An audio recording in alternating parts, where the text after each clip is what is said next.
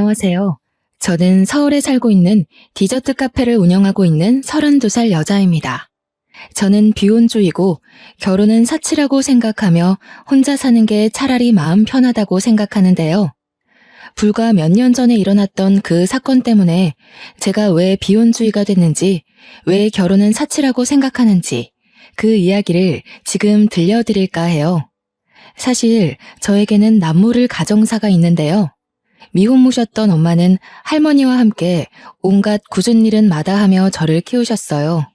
아버지에 대한 그 어떠한 이야기를 해주지 않으셔서 원래 저한테는 아버지가 없는 게 당연한 건 줄 알았거든요. 가족 사진을 찍을 때면 저는 늘 할머니와 엄마, 가끔은 아빠라는 존재가 부럽기도 했지만요. 저에게 아낌없는 사랑을 주셨기 때문인지 아버지의 빈자리를 금방 잊고 지냈답니다. 어렸을 적 엄마가 교통사고로 갑자기 돌아가셔서 나이 많은 외할머니가 저를 홀로 키우셨거든요. 할머니는 엄마 아빠 없이 자란 티 나면 안 된다며 부족함 없이 키우시려고 식당에서 일도 하시고 밤에 잠도 못 주무시며 집에서 종이를 접는 부업까지 하시면서 저를 뒷바라지 해주셨습니다. 그런 할머니가 제가 고등학교 2학년이 되던 해 노환으로 돌아가셨어요. 세상에 저 혼자밖에 없음을 몸소 깨달으며 평생 쏟을 눈물을 그날 다 쏟은 것 같아요. 할머니를 보내드리고 슬픔을 겨우 가라앉히며 유품을 정리하고 있었는데 제 베넷 저고리가 담긴 작은 상자를 발견했습니다. 김도진이라는 이름과 함께 주소가 적힌 종이, 그리고 할머니의 편지가 담겨 있었죠. 아람아, 할미다. 아마도 아람이가 이 편지를 읽을 때면 할미는 이 세상에 없을 게야. 이 할미가 너를 두고 떠나서 미안하고 앞으로 힘들게 살아갈 생각을 하면 가슴이 찢어진단다. 살다가 정말 힘이 들 때면 죽고 싶을 정도로 힘이 들 때 꾹 참고 빨간 주머니 안에 있는 사람을 찾아가려무나 너에게 도움이 될 게야. 이렇게밖에 이야기해 줄 수 없어서 그것 또한 미안하구나. 사랑한다, 우리 강아지. 며칠의 시간이 지나고 겨우 조금씩 안정을 되찾았어요. 그도 그럴 것이 이제 정말 저 혼자 살아가야 했기에 정신을 바짝 차릴 수밖에 없었거든요. 엄마와 할머니는 일가 친척도 없었던 터라 앞으로는 저 혼자 먹고 살아야 했기에 어떻게 해야 할지 막막했어요. 그 작은 박스는 장롱 구석에 더 열어볼 겨를도 없이 장롱 속 깊숙이 처박아 두고 점점 잊고 살게 되었죠. 할머니가 남겨주신 엄마의 사망보험금과 일을 하시며 어렵사리 조금씩 모아두신 2천만 원이라는 돈으로 남은 고등학교 학비와 방세를 내며 지낼 수 있었어요. 다행히 제 사정을 아는 구청 직원의 도움으로 구청에서는 쌀과 반찬을 지원해 주시고 하셨고요.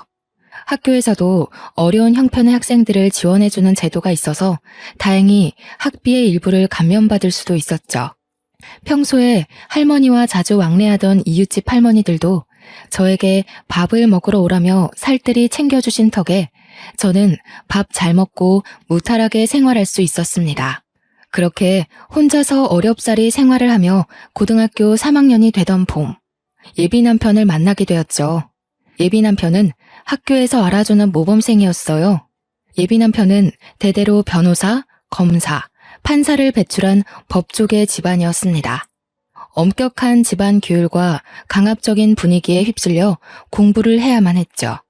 부잣집 도련님 같지 않게 다정다감한 말투와 세심하고 배려 있는 행동까지. 아니나 다를까 학교에서는 예비 남편의 팬클럽이 생길 정도로 인기가 자자했죠.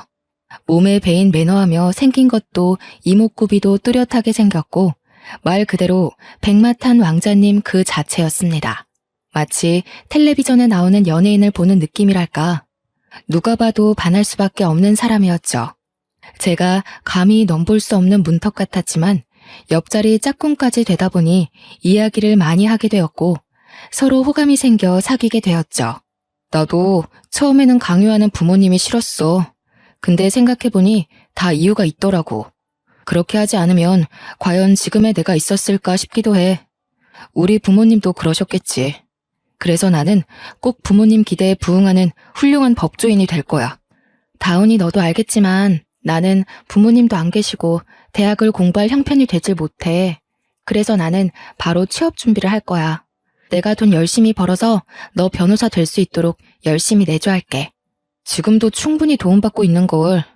나 공부 때문에 스트레스 받을 때 너랑 대화하고 나면 신기하게 괜찮아진다? 그래서 늘 마음의 빚을 지고 있는 것 같아. 항상 고맙게 생각해. 내가 변호사 돼서 너 사모님 소리 듣게 해줄 거야. 믿어줄 거지?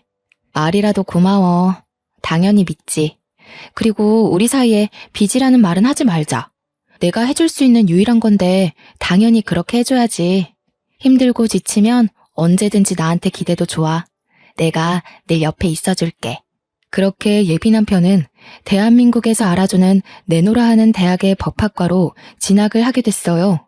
저는 앞으로 먹고 살 것이 더 큰 문제여서 저에게 대학 진학은 사치였고 대학을 생각할 겨를이 없었죠. 대학 등록금이며 학비, 생활비를 감당할 여유가 없어서 저는 닥치는 대로 돈을 벌어야 했습니다. 나이가 어리다는 이유로, 사회 경험이 부족하다는 이유로 번번이 면접에서 탈락하곤 했지만 우연히 좋은 기회로 한 디저트 카페에 취직이 되었고 이 디저트 카페에서 일한 것을 우연으로 저는 디저트, 커피 분야에 관심을 갖게 됐습니다. 시간이 흐르고 예비 남편은 대학 졸업하고 사법고시를 준비하게 됐어요. 엄격한 집안이라 사법고시를 준비하는 기간에는 오로지 고시에 몰두하라며 다른 요인에 방해받지 않게 집에서 교육비 이외의 금전적인 지원을 모두 끊어버렸습니다. 그래서 저는 아르바이트를 하며 모은 돈을 예비 남편에게 주며 이것으로 생활하고 보태주었죠.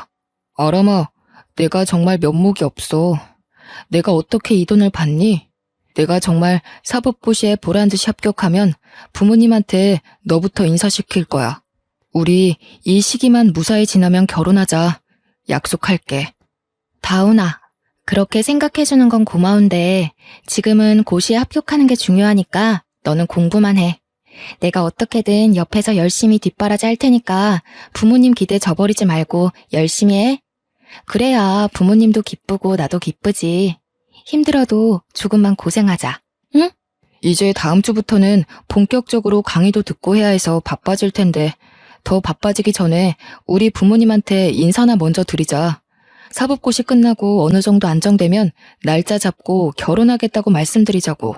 말 나온 김에 이번 주 주말 우리 집에 인사드리러 가는 거 어때? 부모님도 분명 좋아하실 거야. 사법고시를 준비하며 예비 남편은 부모님께 저를 미리 소개시켜주기 위해 식사 자리를 만들었죠. 저는 처음으로 소개하는 자리다 보니 상당히 긴장되고 가슴이 떨려 죽는 줄 알았답니다. 그렇게 옷가게에서 평소 잘 입지도 않던 단정하고 깔끔한 원피스까지 구매해가며 약속 장소로 나갔어요. 예비 시어머니는 저를 위아래로 훑어보시더니 상당히 화가 난 표정을 지으셨고 시아버지는 그저 아무 말 없이 찻잔만 들었다 놨다 할 뿐이셨습니다. 어색한 분위기 속에 식사를 하고 예비 남편이 잠시 화장실을 간다며 자리를 비웠는데 예비 시어머니가 이때다 싶어 저에게 말을 건네시는 겁니다. 예, 너처럼 보잘것없는 애가 우리 다운이 짝으로 가당키나 하니? 너는 도대체 무슨 염치로 우리 다운이랑 붙어있는 거야? 없이 사는 것도 정도 것이지 돈 냄새 맡고 콩고물이라도 주워 먹으려고? 어림도 없는 소리 마라. 너는 우리 집안과 어울리지 않아. 어머니, 저 다운 씨 많이 사랑하고 있어요. 제가 다운 씨한테 많이 부족한 건 사실이지만 그만큼 제가 내조 잘할게요. 제가 더 노력할 테니 너무 밉게만 보지 말아주세요. 화장실에서 돌아온 예비 남편은 분위기가 이상한 걸 느끼긴 했지만 저는 별다른 내색을 하지 않았어요. 공부도 해야 하는데 제가 이런 이야기까지 하면 더 미운 털이 박힐 것 같았기 때문이죠. 예비 남편이 괜히 저 때문에 다른 일에 신경 써야 하는 상황 자체를 만들고 싶지 않았어요. 그저 저만 참으면 될 일이었지만 저도 사람인지라 상처가 되긴 하더라고요. 그래도 어쩌겠어요. 제가 사랑하는 예비 남편이고 많이 노력해야겠지만 사랑하면 그만 아닌가요? 그렇게 3년이라는 시간을 밤낮 없이 일하며 예비 남편을 뒷바라지했습니다. 건강한 식단으로 밥을 먹이고 싶어 삼시세끼 밥을 꼬박 해줬고요. 감기라도 걸릴까 배에 무, 양파, 대추를 넣고 달인 물까지 챙겨주며 살뜰히 내조한 결과 결국 사법고시에 우수한 성적으로 합격하는 쾌거를 누릴 수 있었습니다. 사법연수원을 졸업하고 강남에 있는 중견 로펌에서 스카우트 제의가 온 예비 남편은 변호사로서 만족스러운 첫 출발을 하게 됐죠. 아람씨 벌이도 어느 정도 되는 데다가 카페 경력 7년이면 창업하고도 남는데 그동안 배운 것도 있고 경험도 많이 쌓였으니 창업을 알아보는 게 어때? 에이, 사장님, 너무 앞서 나가셨는데요. 저는 아직 돈도 더 벌어야 하고 제 주제에 무슨 카페 창업이에요. 사장님 말씀은 감사하지만 저는 아직 배워야 할 게 많은 일개 직원이에요. 저는 아직 사장님 카페에서 더 일하고 싶다고요. 나야 물론 아람씨 직원으로 계속 두고 싶지. 아람씨 디저트 만들거나 커피 내리는 거 보면 여느 파티시에 못지않게 감각도 있고 그 능력이 아까워서 내가 아끼는 마음으로 말해주는 거라고. 다시 생각해봐도 직원으로만 두기에는 너무 아까운 인재란 말이야. 제가 과연 카페를 차리면 사장님만큼 번창할 수 있을까요? 아직 배워야 할 게 많은데 저 배우기만 했지 제대로 된 자격증도 없는걸요. 그게 뭐가 문제야? 자격증이야 실력 좋으니 한 번에 떡 붙을 거고 아람씨 실력이면 어딜 가든 성공하고도 남는 실력이란 말이야. 주눅 들지 마. 우리나라는 이게 문제야. 꼭 자격증으로만 사람의 수준을 판단한다니까. 아람씨, 내가 도움 줄 수 있으면 얼마든지 도와줄 테니 걱정 말고 창업 준비해보는 게 어때? 시간이 조금 흐르고 제가 카페에서 일을 하게 된 지 7년 차가 되었을 때 사장님은 저에게 이제는 창업을 해볼 때가 되지 않았냐고 물으셨죠. 때로는 딸처럼 다정하게 챙겨주시기도 하고 디저트와 커피를 배울 때는 엄격한 선생님이셨고 저의 사정을 잘 알고 계셨던 사장님은 저에게 아낌없는 가르침과 친절을 베풀어 주셨습니다. 이제는 때가 되었다며 창업을 권유하셨어요. 모아둔 돈이 제법 있긴 했지만 창업을 하기 위해서는 터무니없이 적은 금액이었어요. 저는 사장님의 도움으로 카페 창업을 위해 이리저리 발로 뛰며 바쁜 시간을 보냈습니다. 얼마 뒤 예비 남편의 생일이 코앞으로 다가왔습니다. 모처럼 좋은 시간을 보내고 싶어 예비 남편에게 오랜만에 데이트를 하자며 연락했죠. 자기야, 며칠 뒤면 자기 생일이잖아. 그동안 서로 바빠서 자주 못 만났잖아. 자기 생일날 데이트 어때? 맛있는 거 먹으러 가자. 시간은 언제가 좋을까? 예전에 자주 가던 고깃집 갈까? 자기 생각은 어때? 그게 나 그날 지인들이랑 약속이 있거든. 로펌 근무하면서 알게 된 동료들인데 생일이라고 하니 모임을 하자네. 아마 아람이 너랑은 따로 봐야 할 것 같아. 선배 변호사들도 오고 회사 사람들도 오는 자리라 되게 중요하거든. 알잖아. 사회생활 초반이 중요한 거.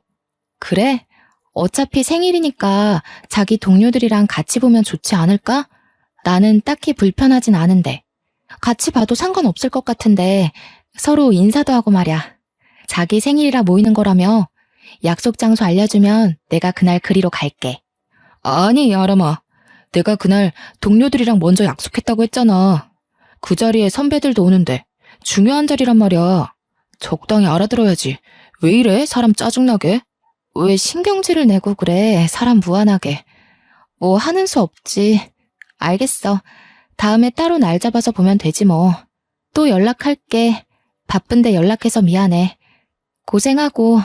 갑자기 화를 내는 예비 남편의 목소리에 내가 잘못한 건가 생각이 들었어요. 그래도 저는 서프라이즈로 놀래켜주고 싶어 다음날 남자친구가 일하는 로펌 앞으로 찾아갔죠. 평소에 장난도 많이 치고 이벤트를 좋아하던 예비 남편이라 좋아할 것 같았어요. 제가 직접 만든 귀여운 모양의 쿠키와 케이크, 여러 가지 디저트와 커피를 사들고 기다렸습니다. 점심시간이 끝나갈 무렵이었는데 저 멀리 예비 남편이 걸어오는 거 아니겠어요? 저는 반가운 마음에 다운씨라고 소리치고 손을 흔들며 아는 척을 했죠. 그러자 빠른 걸음으로 달려오더니 저에게 호통을 치더라고요. 조용히 해. 여기가 어디라고 그렇게 크게 소리를 지르는 거야? 왜 연락도 없이 갑자기 찾아온 거야? 일 때문에 밥도 겨우 먹는데 연락이라도 좀 하고 오지 그랬어. 사람을 참 난감하게 만드네. 내가 눈치 보여서 회사 생활 잘하겠어? 뭐? 난감해? 자기 말을 너무 심하게 하는 거 아니야? 나는 자기 생일이라고 생일날 못 만나서 내 딴에는 축하해주려고 온 건데. 너무한다. 길게 있다 갈 것도 아니고 이것만 전해주고 가려고 했어. 그리고 왜 이렇게 사람이 딱딱해? 내가 그렇게 잘못한 거니? 왜 연락도 없이 왔냐며 면전에 대고 버럭 화를 내며 이야기를 하는 통에 약간의 실랑이를 하게 되었어요. 그러다 손에 들고 있던 커피와 디저트를 땅에 떨어뜨리고 말았죠. 제가 손수 만든 케이크는 뭉개져 먹지도 못하게 디저트들은 구겨지거나 산산조각 났어요. 심지어 쏟아진 커피와 섞여진 탓에 형체를 알아볼 수 없었죠. 너무 민망했습니다. 그것을 보고 주변에 있던 사람들이 하나둘씩 쳐다보기 시작하고 수군거리기 시작했어요. 예비 남편은 멍하게 서 있는 저를 두고 나중에 연락하겠다고 이야기를 하고는 지나가던 동료들과 황급히 건물 안으로 들어가 버리더군요. 그런데 들어가면서 동료들끼리 하는 이야기가 참 가관이었습니다. 너무 기가 막혀 온몸에 털이 곤두서고 다리에 힘이 풀려버릴 것만 같았어요. 다운 씨, 저 여자가 자기 대학생 때부터 뒷바라지 해줬다는 사람이야? 다운 씨 그렇게 안 봤는데 생각보다 눈이 좀 났구나. 의외인데? 나 무슨 한편의 드라마 보는 줄 알았지 뭐야. 저에 대해서 아는 게 없는 사람들이 함부로 짓거리는 게 마음에 들지는 않았지만 저로서는 아무것도 할 수 있는 게 아무것도 없었습니다. 오히려 가만히 서 있는 제가 초라하고 멍청하게 느껴질 뿐이었죠. 눈물을 머금고 버려진 디저트와 커피들을 정리하고 쓸쓸히 카페로 돌아왔습니다. 내일 사용할 재료 손질, 커피 원두 상태 확인 등 정신없는 시간을 보내려고 했어요. 그런데 이게 웬일입니까? 퇴근을 앞둔 저녁시간 로펌 앞에서 나에 대해 함부로 말을 건넸던 여자가 저를 찾아온 겁니다. 우연이겠거니 했지만 그 여자는 일부러 저를 보러 온 거라며 커피 한 잔을 내어달라 했어요. 저와 잠시 대화를 나누고 싶은데 가능하냐며 묻는 겁니다.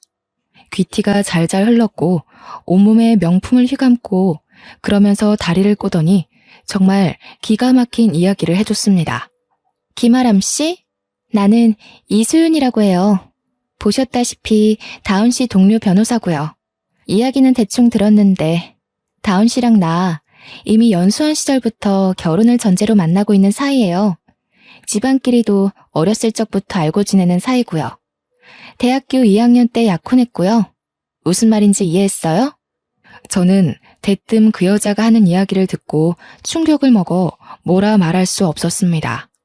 고등학생 때부터 지금까지 몇 년을 만나왔는데 갑자기 약혼녀의 결혼이라뇨. 아무 말도 못하고 가만히 시선을 떨구자 그러더군요. 어머니한테도 그리고 그이한테도 이야기 들었어요. 뒷바라지 해준 건 고맙지만 왜 굳이 그렇게까지 했어요? 아람 씨 아니어도 이미 집에서 충분한 지원을 받으면서 열심히 공부하고 있던 사람인데 진짜 결혼이라도 할 줄 알았어요? 저희 고등학교 때부터 지금까지 만났고 미래를 약속한 사이예요. 그렇게 함부로 이야기하지 않았으면 해요. 뭐가 어찌됐건 아직 만나는 사이라고요. 당신이 뭔데 우리에 대해 그렇게 함부로 이야기를 해. 김아람 씨, 당신도 얌전한 사람은 아니군요. 성질도 부릴 줄 알고. 여기 1,000만 원이에요. 이제 더는 다운 씨랑 연락하지도 만나지도 않았으면 좋겠네요. 어차피 우리는 곧 결혼할 사이고 그래봤자 당신은 고작 불륜녀일 뿐이야. 내 말 알아듣겠어요? 그렇게 그 여자는 1,000만 원이 든 봉투를 제게 던지듯이 주고 자리를 떠났습니다. 마음을 가다듬고 예비 남편에게 연락을 했지만 전화기가 꺼져 있다는 말소리만 들려올 뿐이었죠. 반포기 상태로 언젠간 연락이 오겠지 아니겠지 하며 2달 정도의 시간이 흘렀을까 예비 남편에게 장문의 문자가 오더군요. 청첩장과 함께요. 다음 주에 결혼식을 올린다며 미안하다고 말이죠. 저는 그대로 있으면 너무 억울할 것 같아 며칠 뒤 결혼식장으로 찾아갔습니다. 얼마나 잘 사는지 두고 보고 싶은 마음도 있었고 보기 안 좋은 건 알지만 붙잡고 싶었어요. 식장에 나타난 저를 발견한 예비 남편과 예비 시부모님은 얼굴이 사색이 되셨죠. 저는 예비 남편을 보며 어떻게 이럴 수 있냐고 눈물을 흘리며 말했습니다. 돌아와 달라고. 너 여기가 어디라고 와? 아직도 스토커 짓 하고 다니는 거야? 이제 그만하라고 했잖니. 돈까지 받았으면서 아직도 미련을 못 버린 거야? 저기요, 여기 경찰 좀 불러주세요. 그렇게 저를 정신병자로 몰아 경찰을 불러 결혼식장 밖으로 내던지다시피 해서 쫓겨났고요. 졸지에 전 남친을 스토킹하며 결혼식까지 찾아온 미친년이 된 저는 비참해진 제 모습을 보며 겨우겨우 집으로 돌아왔어요. 혹시라도 예뻐 보이면 다시 돌아오지 않을까 해서 오랜만에 한 화장은 번질 대로 번져 있었고 머리는 헝클어져 있고 정말 제가 봐도 가관이었거든요. 도저히 이대로는 못 살 것 같아 다른 지역으로 이사를 가야겠다고 생각하며 집을 정리하는데 할머니가 제게 남겨주신 작은 상자를 다시 보게 됐습니다. 박스 안에 놓여있던 이름과 주소가 적힌 쪽지를 발견한 저는 곰곰이 생각에 잠겼죠. 이 사람이 과연 어떤 사람일까 하고 궁금증이 생긴 저는 종이에 적힌 주소를 찾아가기로 마음먹었어요. 물어물어 찾아간 곳은 드라마에서나 볼 법한 궁궐 같은 부잣집 저택이었습니다. 조심스레 초인종을 눌렀는데 어떻게 왔냐는 물음에 제 이름을 대며 김도진이라는 분을 만나 뵈러 왔다고 하니 문을 열어주더군요. 집 안으로 들어서니 중후하고 인자한 모습의 중년 부부가 앉아 있었어요. 누가 나를 찾아왔다길래 손님이니까 일단 들어오라고 했어요. 나를 어떻게 아는 분인가요? 저는 김아람이라고 합니다. 저희 엄마 성함은 이선영이고요. 저는 어릴 적 엄마가 돌아가셔서 부암동 근처에서 할머니가 홀로 저를 키워주셨어요. 이사를 가기 전에 짐 정리를 하며 할머니 유품을 살펴보는데 이름과 주소가 적힌 종이가 있었습니다. 잠시만, 누구라고요? 엄마 이름이 이선영. 그럼 그럼 아가씨가 내 딸이란 말인가? 세상에 이럴 수가, 어떻게 이런 일이? 네, 엄마 성함은 이선영이고요. 어머니는 제가 어렸을 때 사고로 돌아가셨는데 할머니와 둘이 살았고 할머니도 제가 고등학생 때 돌아가셔서 지금은 저 혼자고요. 저희 어머니와 아시는 분인가요? 차 한잔을 하며 제 이름과 엄마 할머니의 이야기, 살던 곳의 이야기를 하니 가만히 듣던 중년 남성이 찻잔을 떨어뜨리며 소리 없이 눈물을 흘리는 거 아니겠어요? 알고 보니 그 중년 남성은 바로 제 친아버지였던 거예요. 저는 제 눈앞에 펼쳐진 놀라운 사실에 충격을 받아 쉽사리 마음을 진정시킬 수 없었어요. 친아버지라는 분이 계속 말씀을 이어나가셨어요. 엄마는 아버지와 대학 시절 만나 너나 할 것 없이 사랑에 빠지셨대요. 아버지 집안에서는 가진 것 없고 부족함이 많은 엄마를 완강히 반대하셨답니다. 두 분을 만나지 못하게 하려고 아버지는 반강제로 군대를 가게 되셨고 전역을 하자마자 숨 쉴 틈도 없이 경영 수업을 받기 위해 미국 유학길에 오르셨어요. 엄마는 당시 저를 임신하고 있었고 이 사실을 처음에는 알리려 했으나 자신 때문에 미래가 창창한 사람 발목 잡히게 할 수는 없다며 할머니와 함께 조용히 저를 낳아 기르신 거였고요. 내가 한국으로 돌아와서 너희 엄마를 다시 만나려 얼마나 애썼는지 모른다. 사람을 시켜 겨우 선영이가 있는 곳을 알아내 찾아갔지만 할머니가 엄마는 없다며 절대 못 만난다고 나를 막으셨지. 그동안 한 번도 엄마나 할머니께 아버지에 대한 이야기를 들은 적이 없어요. 저는 지금 이 상황 자체가 엄청 당황스럽네요. 정말 제 친아버지가 맞으세요? 미안하다. 선영이한테 딸아이가 있다는 사실은 나중에 알게 됐단다. 다시 찾아간 뒤에는 이미 흔적도 없이 이사를 가버린 뒤였어. 어떻게든 선영이를 만나려고 수소문했다. 우연히 대학 동창 녀석이 얼마 전에 선영이 장례식에 다녀왔다며 이야기하길래 그 길로 어렵사리 다시 찾아갔지. 그때는 또 이미 죽고 없는 사람 뭐하러 찾느냐며 매몰차게 대하시더구나. 몰랐던 사실을 알게 된 저는 정말 혼란스럽기 그지없었죠. 할머니께서도 살아생전 저에게 아버지에 대한 이야기 해주신 적도 없고 갑자기 나에게 친아버지가 생긴 터라 어찌할 바 몰라 그저 어버버하고 멍한 표정을 짓는 게 전부였습니다. 힘들고 어렵게 살던 시절이 생각나 화가 나기도 했지만 돌아가신 엄마와 할머니가 생각나 서글프기도 했습니다. 내가 먼저 널 찾아갔어야 했는데 미안하구나. 이제라도 아버지 된 도리를 하고 싶은데 너만 괜찮다면 이 집으로 들어와서 살지 않겠니? 내가 그동안 해주지 못해 죄스러운 마음뿐이란다. 지금까지 저 혼자 잘 살아왔으니 앞으로도 혼자 살 거예요. 평생 아는 척도 안 하다가 다 죽고 없으니까 이제 와서 아버지 노릇하고 싶으신 거예요? 다 필요 없어요. 혼란스러운 시간이 지속되던 어느 날 일하는 카페로 아버지가 찾아오셨습니다. 같이 살지 않아도 되니 그동안 못다한 아버지 노릇을 하게 해달라며 계좌로 5억이라는 돈과 강남의 건물을 증여한다는 서류, 그리고 한도 없는 카드를 주셨죠. 사고 싶은 것, 먹고 싶은 것, 이것저것 원하는 것 모두 하라시는데 어떻게 돈을 써야 하는지 큰 돈을 본 것도 처음이라 그저 눈만 꿈뻑꿈뻑 할 뿐이었어요. 제가 면전에 대고 너무할 정도로 화를 내고 온 것 같아 죄송하다 사과드리고 마음은 감사하지만 절대로 받을 수 없다며 한사코 거절 의사를 밝혔습니다. 그동안 고생했던 시간을 되돌아보며 이대로는 살 수 없겠다 생각했죠. 돌아가신 엄마나 할머니도 더 이상 제가 힘들게 사는 것을 바라지는 않으셨을 테니까요. 그렇게 아버지께 받은 재산으로 디저트 카페 창업을 위해 알아보러 바쁘게 다니기 시작했습니다. 아버지는 아직 나이도 어리니 창업도 좋지만 해당 분야에 대해서 공부를 조금 더 해보는 것이 어떠냐 하시며 프랑스로 유학을 보내주셨어요. 저는 이별의 슬픔을 잊기 위해 앞으로의 미래를 생각하며 좋은 기회로 프랑스 파티시의 육성 전문기관으로 2년간의 유학을 떠나게 되었습니다. 2년 뒤 유학을 마치고 돌아와 제 이름을 걸고 시작한 카페는 인터넷에서 연예인과 사람들이 많이 찾는 유명한 맛집으로 소개될 정도로 성공적이었습니다. 물론 아버지의 도움이 컸고 예비 남편이 다녔던 회사 근처라 조금 찝찝하긴 했지만 전 어렵사리 이룬 제 꿈을 위해 다른 사람의 눈치를 볼 겨를이 없었거든요. 강남에 증여받은 건물 1층에 카페를 차렸는데 맛집으로 소문이 나며 인터넷으로도 많이 알려지게 됐죠. 어느 날 매장을 정리하고 있는데 예비 남편이었던 사람이 찾아왔습니다. 아람아, 그동안 잘 지냈어? 많이 변했네. 그렇게 원하던 카페도 차리고. 이제 와서 하는 말이지만 우리 다시 시작해보면 안 될까? 너 그렇게 보내고 나 정말 많이 후회했어.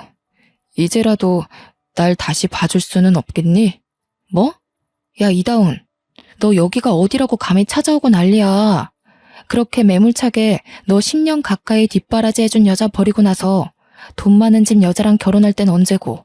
왜 이제 와서 나랑 다시 시작하재? 너 지금 나랑 불륜하자는 거니? 미친 거 아니야? 내가 정말 미안해. 내가 잘못했어. 그 여자와 결혼하고 나서 나 너무 힘들었어. 그 여자네 회사 도와주다가 우리 집도 망하고 나 지금 로펌에서도 잘려서 많이 힘들다. 기댈 곳이 없어. 나랑 다시 시작해줄 수 없겠어? 알고 보니 그 여자 집안이 금융업에 종사하고 있었는데 비자금 횡령 혐의로 구속됐다는 거예요. 예비 남편의 집안도 비자금 횡령에 가담했다는 혐의를 받아 예비 시아버지가 법정 구속되어 쑥대밭이 되었다고 하는 거 아니겠어요? 물론 전 예비 남편과 그 여자는 변호사의 품위유지 의무 위반으로 징계를 받아 로펌에서 잘려 변호사로서 활동할 수 있는 명분도 사라지게 되었다고 합니다. 저는 가만히 듣다 받을 벌을 마땅히 받은 거라며 소리치고 가게 밖으로 내쫓아 버렸어요. 예비 남편은 다시 재결합하자고 잘못했다며 며칠을 찾아와 빌고 또 빌더라고요. 아버지 회사도 강남 부근이라 가끔 오셨는데 우연히 아버지를 본 전 예비 남편이 저와 아버지 사이를 알고 검은 속내를 내비치며 더 매달렸어요. 사람이 돈 앞에서 그렇게 비굴해지는지 처음 알았어요. 제가 예비 남편을 보는데 정말 처량하고 없어 보였거든요. 아직 아버지는 이 상황을 모르고 계셨지만 저는 시도 때도 없이 찾아오는 그 사람을 더는 두고 볼 수 없었습니다. 어려울 때 사람 버리는 거 아니라고. 필요할 때 실컷 뒷바라지 해주니 쓸모 없어지니 버려. 내가 말을 안 해서 그렇지.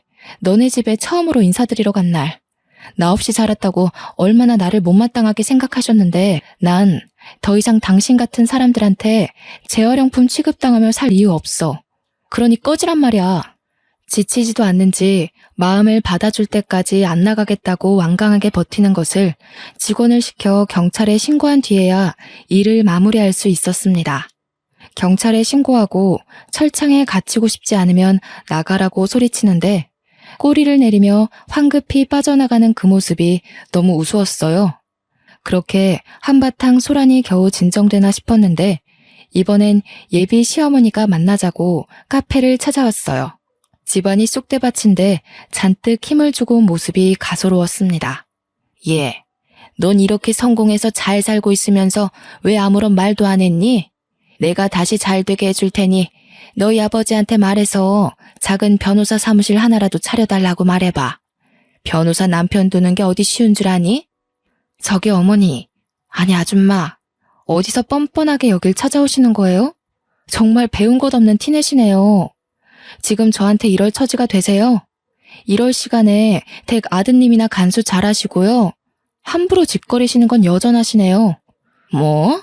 너 말 다 했니? 이게 부모 없는 게 우리 귀한 아들 만나는 거 조용히 눈 감아줬더니 이제 와서 돈 많아지니까 눈에 뵈는 게 없나 봐? 저기요. 돈이 없으면 일해서 벌 생각을 해야지 기생충처럼 왜 이제 와서 들러붙어요? 아줌마는 자존심도 없어요? 더 이상 할 얘기도 없으니 조용히 돌아가세요.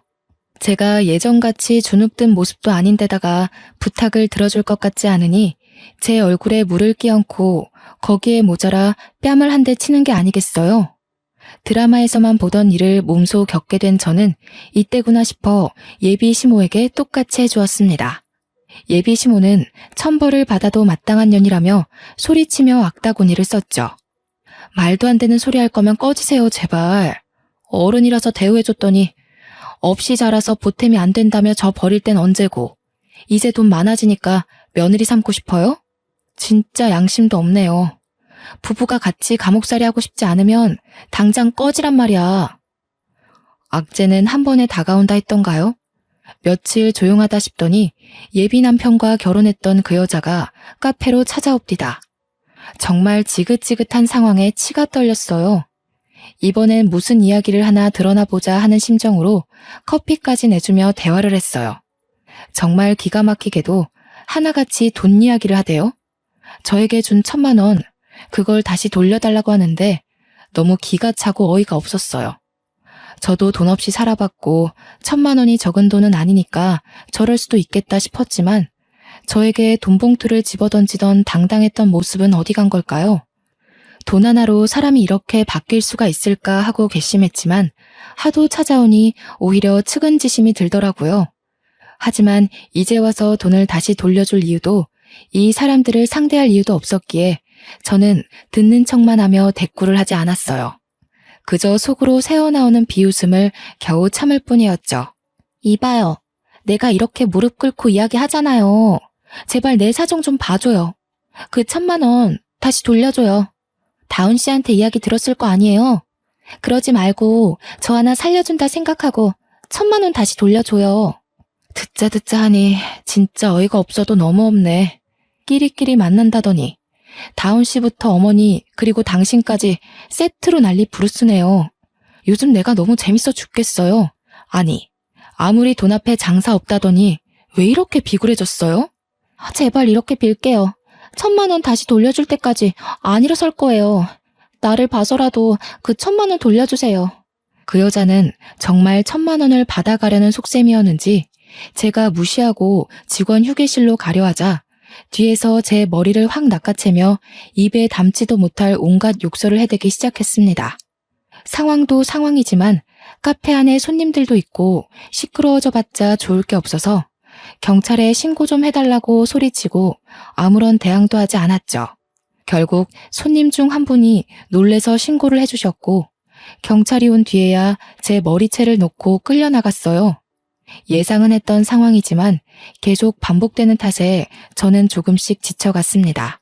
더는 상대하고 싶지 않았거든요. 뭐가 어쩌고 어째? 야, 너 말 그렇게 하는 거 아니지. 없는 거 보태줬더니 은혜는 못 갚을 망정 이렇게 나오겠다 이거야? 너 지금은 내가 이렇게 그냥 가지만 두고 봐. 후회하게 해줄 거야.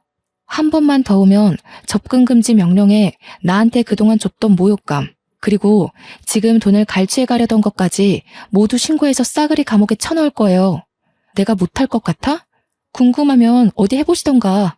정말 미친 여자처럼 저한테 악다구니를 쓰는데 저도 같이 소리치며 엄포를 놓았죠. 그 뒤로 다행히도 카페로 연락이 오거나 찾아오는 일은 없었습니다. 제가 악바리 소리까지 들어가며 돈을 아껴 예비 남편을 뒷바라지해준 시절, 허무하게 지나가버린 20대 청춘이 자꾸 생각나 서러움에 눈물만 나왔습니다. 그 뒤로도 예비 남편은 잊을만 하면 연락을 하고 카페 앞으로 자꾸 찾아오는 통에 업무가 방해가 되어 도저히 안 되겠다 싶었어요. 우선 카페에 있는 CCTV 기록 내용을 모두 다운받아서 증거로 모았습니다. 그들을 업무 방해죄, 모욕죄, 협박죄 등의 명목으로 고소를 진행하기로 결정했고요. 아버지는 모르고 계셨던 일이지만 저 혼자만으로는 안 될 것 같아 결국 말씀을 드렸어요. 아버지는 노발대발하시며 그들을 당장 잡아 감옥에 쳐넣겠다고 화를 내셨죠. 아람이, 너는 그동안 왜 말을 안 하고 있었니? 이 아버지가 뒤에 있는데 뭐가 무섭다고 혼자 끙끙대고 있었어. 내 이것들을 그냥. 김비서, 당장 집으로 김 변호사 오라고 해. 당장. 아버지의 회사의 고문 변호사님을 통해 할 수 있는 모든 법적 조치를 취하기로 했습니다. 추가적으로 경찰에 접근 금지 명령도 요청했고요. 각각 집행유예, 벌금형 선고받았는데 자신들한테 너무한 거 아니냐며 저를 명예훼손으로 고소할 거라고 난리를 치더라고요. 돈에 허덕이며 버티던 그들은 먹고 살 여윳돈마저 없어지는 상황에 처하게 됐죠. 저에게 찾아와 앞으로 착하게 살 테니 고소를 취하해달라며 무릎 꿇고 빌더라고요. 그렇게 어느 정도 시간이 흐른 뒤 카페도 안정을 찾아가게 됐습니다. 주변 맛집, 인테리어 맛집으로 소문이 났어요. 의류 쇼핑몰 잡지사에서 사진 촬영을 하러 장소 협찬을 하기도 하고요. 유명 연예인들도 많이 오는 핫플레이스로 자리 잡게 되었죠. 오랜만에 아버지 집에 들러 식사를 하던 중이었어요. 아람아, 이제 어느 정도 자리를 잡아가고 있으니 결혼을 생각해보는 게 어떠니? 나이도 나이인지라 30 되기 전에 하면 좋을 것 같은데. 원한다면 좋은 자리로 알아봐 줄까? 아버지도 아시겠지만 저는 결혼의 뜻이 없어요. 아직까지는 저 혼자가 좋아요. 일을 하는 것도 재밌고 많이 즐겁거든요. 차라리 저 혼자 잘 먹고 잘 사는 게 제일 좋은 것 같아요. 아시잖아요, 아버지도. 가족이라는 울타리도 인생을 살아가는 데 있어서 안정감을 찾는 데는 제격이지. 언제나 너의 뜻을 존중해 주마. 혹시라도 생각이 바뀌면 말해주렴. 좋은 혼처를 알아볼 테니. 네, 그럴게요. 말씀만으로도 감사드려요. 그동안 어떻게 지냈든 앞으로는 저만을 위하며 살아보고 싶어요. 감사합니다. 물론 마음이 맞는 좋은 사람이 나타나면 생각이 달라질 수도 있겠지만 지금 제 선택에 있어 후회는 없습니다. 아, 그들은 어떻게 됐냐고요? 물론 그들과 사이좋게 합의하고 고소는 없던 일로 하며 잘 지낼 수 있었지만 저는 그들을 용서하지 않기로 했답니다. 아버지도 나중을 생각해서라도 가만두면 안 된다고 하셨어요. 분명 언제든 다시 덤벼올 것이라면서요. 결국 고소를 취하지 않았고 저는 정신적 피해 보상을 요구하는 소송도 제기했습니다. 허무하게 지나가버린 제 20대 청춘을 돈으로 가치를 매길 수 없었지만 그들에게 어떤 방법으로든 보상을 받고 싶었거든요. 그들은 집행유예를 선고받은 이후에도 저 몰래 카페에 찾아와 행패를 부리다 직원이 신고를 해 결국 가중처벌되어 법정 구속이 됐고요. 현재 두 모자와 그 약혼녀는 감옥에서 행복하게 살고 있을 겁니다. 지금 생각해보면 어렸을 적부터 지금까지 제 인생은 정말 파란만장했던 것 같아요. 다시는 생각하기 싫은 기억이지만 이 또한 인생의 가르침 아니겠어요? 저는 당분간은 카페를 운영하며 체인점도 내볼 생각입니다. 조금 바쁘게 지내보려고요. 제가 가장 좋아하는 명언이 있어요. 여러분들에게도 들려주고 싶네요. 이 슬픈 세상에서 슬픔은 누구에게나 찾아온다. 슬픔을 완전히 해소할 수 있는 방법은 시간밖에 없다. 사람들은 시간이 지나면 괜찮아질 것이라는 사실은 당장에 깨닫지 못한다. 그러나 이것은 실수다. 우리는 반드시 다시 행복해진다. 에이브러햄 링컨의 명언인데요. 제가 제일 좋아하는 말이기도 합니다. 아무리 고난과 시련이 닥쳐도 슬픔이 내게 다가와도 결국 시간이 지나면 사라지기 마련이죠. 앞으로 누구보다 열심히 살며 지난 과거는 다 잊고 미래의 저를 위해 행복하게 살아가 보려 해요. 저는 반드시 행복해질 거거든요. 저의 긴 사연을 읽어주셔서 감사드리며 여러분의 앞날도 앞으로 행복한 일만 가득했으면 좋겠습니다.